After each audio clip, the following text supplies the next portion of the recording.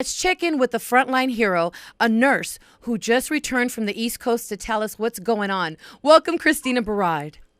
Hi, Christina. Thank Hello. you so much How for are being you? Hi. here with us today.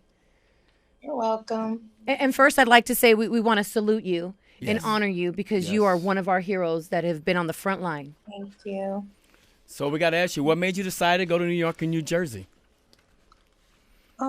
I didn't want to give it to my kids, and because they're here with me every day, my grandbaby and my kids, you don't want to come in every day and contaminate the house and get everybody sick. So I decided to go somewhere else. And how did that come about? Did you get picked or did you have to volunteer? I volunteered. You volunteered.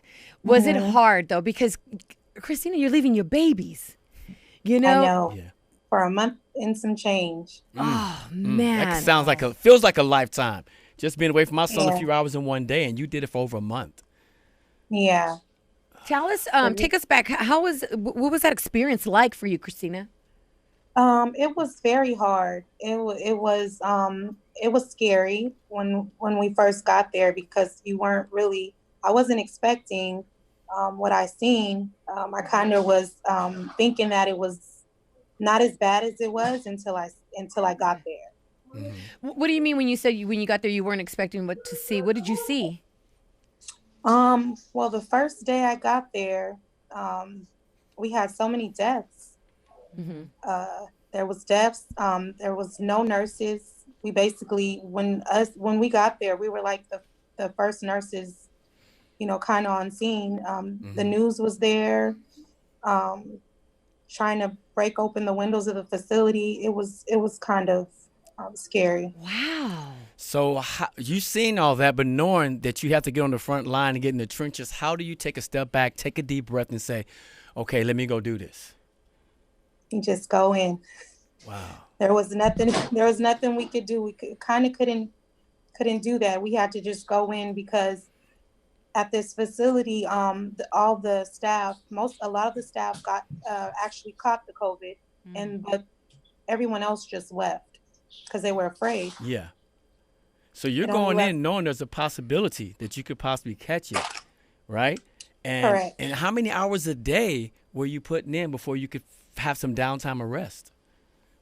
16. 16 hours. Wow. Christina, I Yeah. have a question for you. What are some things that you want people to know about COVID-19? Well, that is real, Okay. and that is not over. I really feel like even though they're opening up all of these states, do not go out. It's not safe. I'm sorry.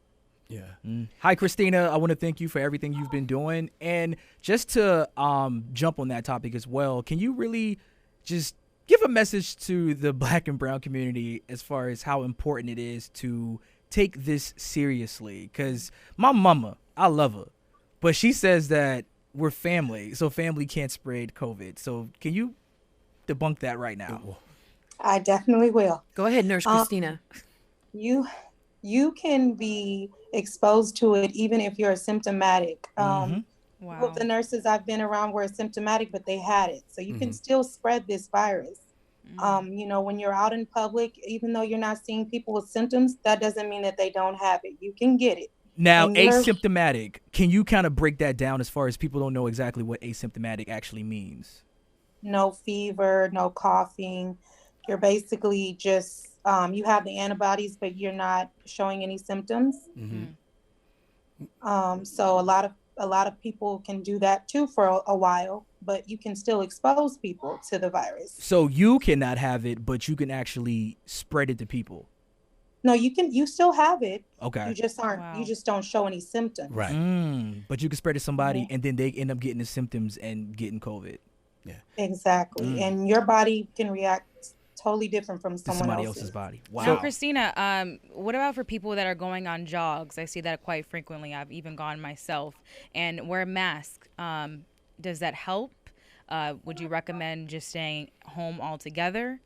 What would you I would recommend? recommend staying home. There is no, to be honest with you, I don't even think they know how it's spreading so fast. I think Wow. droplet precautions, that means that you need to wear eyewear because people cough, it can get in your eyes. Um, Mm. any open orifices in your body, I feel like it can get into. We had to wear goggles all the time, face shields. So you can't protect yourself out there, and people are gathering around now. So it's not safe. I would rather stay in, and I think everybody else should too. Absolutely. Now, when I see people out just in the streets with their signs saying it's a conspiracy, now they see this is happening all over the world, how it's affected the world. We see the numbers, how they grew and how some areas they still continue to grow. How can you speak to them, and what can we say to them to make them feel different about this? I seen it firsthand, 38 deaths in 1 week. Oh my gosh. Wow.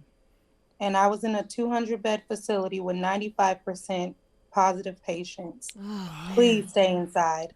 This is not a game. It's not a joke. Christina, it's real. I have a question. What was the process like when you did return back home? Did you have to quarantine? And for how Yes. long? 14 days. 14 days. Okay. Yeah. And can I just ask you the emotions that must have been, your family must have been going through, because you're on the front lines. I mean, I'm Away sure they from were home. praying every day. Yeah. I did. I had a community. My whole community reached out to me while I was there. They were praying for me, and my family was going crazy because the only thing they could think is you're gonna get it. But I did it. God is good. Yeah, God is Yes. good. And All you the are time. truly an angel for the work that Absolutely. you've been doing. Thank you. Yes. you. If we weren't social distancing, I'd give you a hug Absolutely. when I see you.